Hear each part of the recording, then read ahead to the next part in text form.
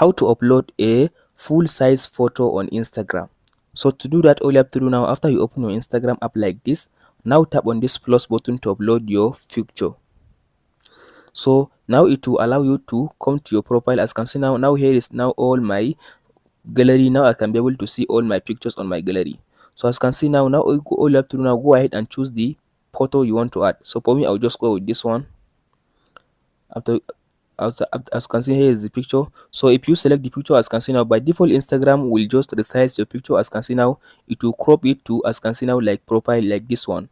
But if you want to upload the photo with it full size, all you have to do now, tap on this button, this one. After you tap on this button, as you can see now here is the full size of the image that I want to upload now to my Instagram.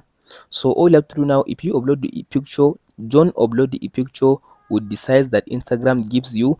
Make sure you tap on this section to give it its full size. As you can see now, if I tap on this size, this section, it just changed the picture to its full size. That's it, guys. After you finish that, tap on this next button.